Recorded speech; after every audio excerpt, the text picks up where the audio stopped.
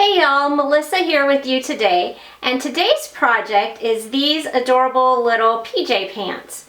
Now I have made these in a baby size. This is actually a 9-month-old size for my niece, but you can make these in any size using the same techniques that we're going to use to make this pair. It's just that the baby size is really cute and it fits well on the camera screen. I'm going to show you how to do the cuffs, how to do the waistband, and this is a great project for quilting cotton.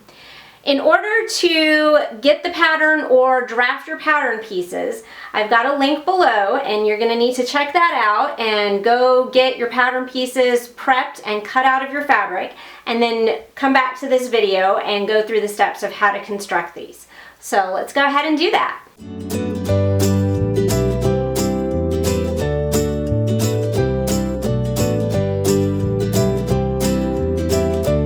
Okay, let's talk supplies first.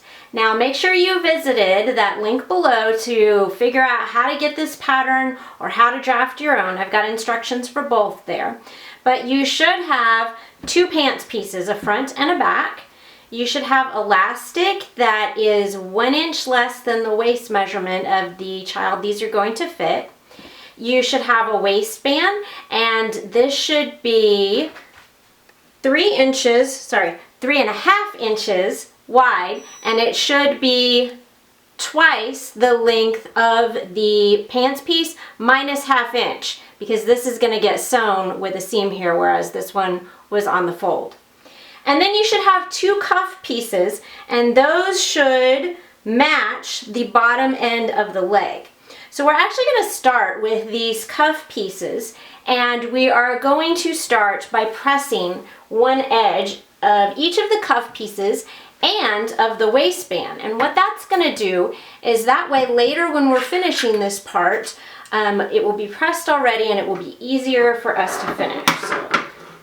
And then what we want to do is on one edge, long edge of the waistband, we want to press it up 3/8 of an inch. And then we want to do the same thing on each cuff piece on one long edge. And then that's it, and we can put the iron aside. We're not going to be using that again. So the next step we want to take is to grab the pants leg pieces, and we also want to take our 2 cuff pieces. And then what you want to do is you want to place a cuff right sides together across the bottom of the pant leg so that you're matching up that those bottom edges, and we're going to stitch right across there. And I want to do that on the other pants leg as well. And I'm doing this on the edge that is not folded, so I'm going to stitch right across there. And you don't need to worry about finishing this seam because we're going to do something else later when we finish the pants to finish the seam. So I'm going to step over to the sewing machine and do this, and then I will meet you back here and show you what the next step is. Okay, so I've got the cuffs sewn onto the pants legs, and now what I want to do is I want to place these 2 pants legs right sides together. And let me show you how to tell the difference between the back and the front. The curve, the crotch curve in the back is going to be deeper than the one in the front because we need to accommodate more of a curve in the back. So we're going to place these right sides together, and then what we want to do is we're going to go sew the 2 crotch curves, and then you need to finish those seams. Now I'm going to do this on a serger. If you don't have a serger, I'm going to have a link below that will talk about some more seam finishes. But pinking shears would work fine, or another seam finish if you prefer. So let's go ahead and do that, and then we'll talk about the next step. Okay, so now we have sewn the 2 front and back crotch curves, and then what you're going to do is you're going to open up your pants, and we're going to match these to make the legs, the inseams here. So the first thing you want to match is that crotch point, and what I like to do is I like to have the front seam allowances going one way and then the back seam allowances going the opposite way. That makes this point a little flatter, and it's also going to help later when we're inserting the elastic. So I'm going to clip that so it stays together there. You could also use pins, but I don't like to use pins when I'm going to be using my serger. Then you want to make sure that the seam from the cuffs is pressed down towards the cuffs, and you want to match the cuff seams. And then you can add another couple of pins or clips if they're needed to hold everything in place. At the bottom of the cuffs, you do want to unfold your crease mark and stitch all the way to the bottom edge. And then do the same thing on the other side of the pants as well. Okay, so we are going to be stitching all along this inseam here, and you can see how that is going to make pants with 2 legs. So let's go ahead and do that. Alright, so we've gone ahead and sewn and finished this inseam, and now I've got something that much more closely resembles pants.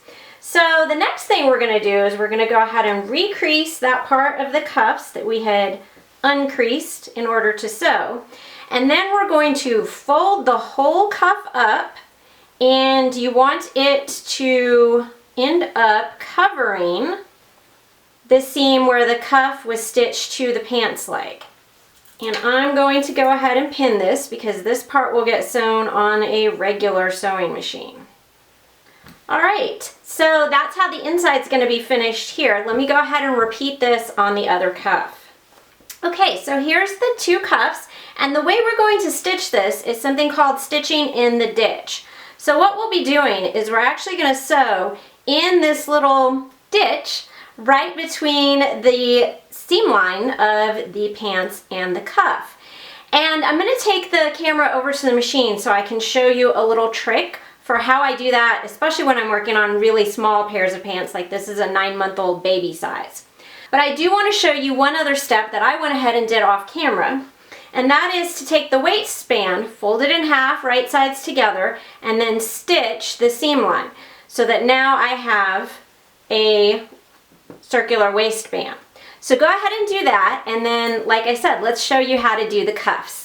Okay, to stitch in the ditch on something small like this pants leg, I can't use the free arm on my machine because this pants leg is too small. And then of course some machines don't have a free arm. So what I like to do is leave the garment inside out, and then I like to put it with the presser foot inside, line up that needle with the ditch in the seams, and then we'll stitch around this way.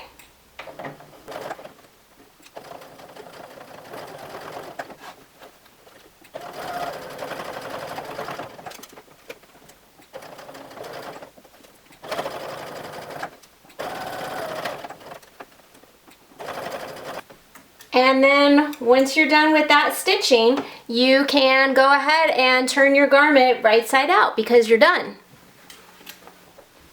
Okay, so now that we've got the cuffs finished, this part of the pants is done. And what we need to finish now is the waistband. So what I'm going to do is first I'm going to mark with pins where the side seams of my pants would be if I had side seams. And to do that, I'm just making sure that my 2 seams are right up against each other and then folding out to where the side seam would be. And then I want to mark the side seams basically on my waistband, but in order to do that, first I need to mark the center front. So with it folded right on that seam line, which is the center back, I'm going to mark the center front, and then I'm going to match that to the seam line so that I can mark the side seams. And then I want my waistband wrong side out, and I want to put it together with the pants. Now, if you are having trouble telling which side is the front and which side is the back of your pants at this point, what you need to do is grab the crotch point and then pull up from there. And the side that pulls up further, you can see it here, that's the back. So make sure that the seam of your waistband, the unfolded edge, matches with that center back. And you want this seam allowances pointing the same direction. So I'm going to push those over that way, and I'm going to use my sewing machine for this, so I'll go ahead and pin. And then we want to go to the front here, match the front seam with the marking for the front, And then we want to match our side markings. Okay, so I've got my waistband all on my pants here, and I want to stitch all the way around the waistband to attach it to the pants. Let me do that at the machine and then we'll show you the next step. Okay, so now we've got the waistband attached to the pants and we're going to want to fold it to the inside. Before we do that though, to finish off this waistband, I like to add a name label. And I just made these by printing a fat quarter of fabric at a custom fabric printing supply. There's a few of them. You can use Spoonflower, you can use My Fabric Designs, but I just got their cheapest quilting cotton and I made this little design and I printed those and then cut them with the rotary cutter, and you iron the edges down to make the label.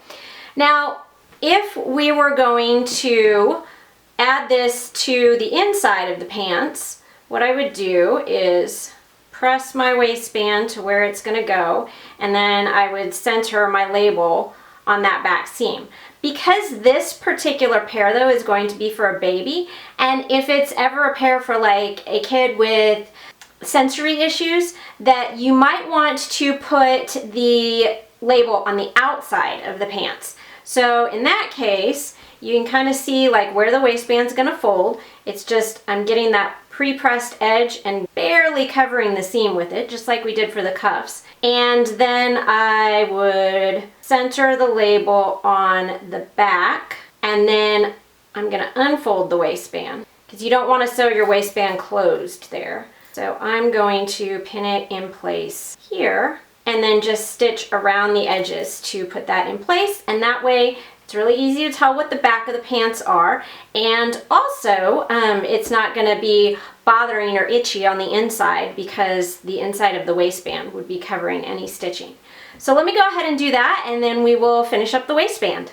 Okay, now that we've got the little label sewn on the waistband, I'm ready to finish the waistband. So all I'm going to do is make sure that my seam allowance is pressed towards the waistband piece, and then I want to take my pre-pressed edge and I want to barely cover that seam line. And I'm going to go ahead and pin this in place. And then I want to do that all the way around the waistband.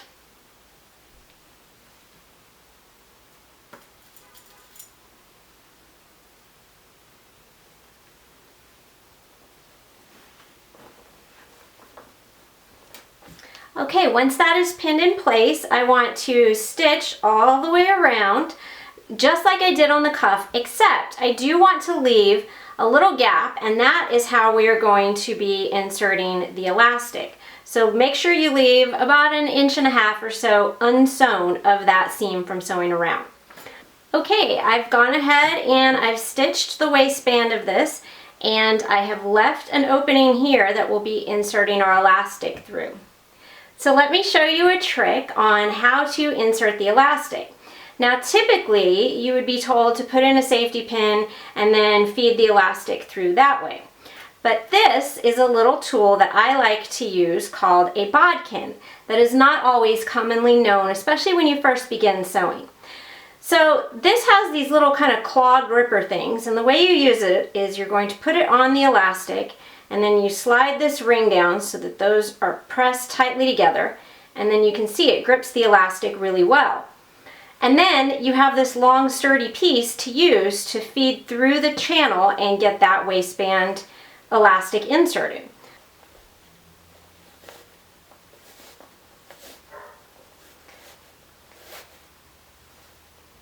Then when you get the elastic out the other end, you pull the ring back to release the bodkin. I like to pin the ends together, overlapping them about 1/2 inch, and then pull and double check to make sure that my elastic is not twisted inside that casing before I sew my ends together. So I will meet you over at the sewing machine to show you how we sew this elastic and finish this waistband casing. Okay, to finish joining the elastic, I've set my machine on a zigzag stitch, and I'm just going to put this part under the machine, and once I get it in there, pull the pin, and and then zigzag the two ends together.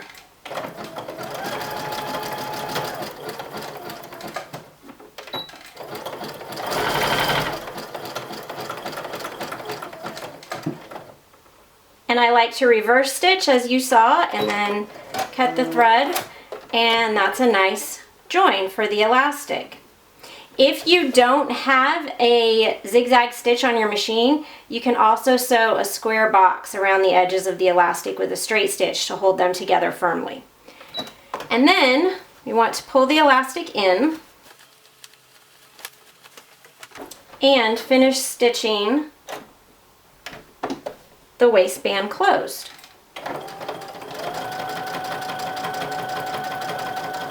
And then you're done.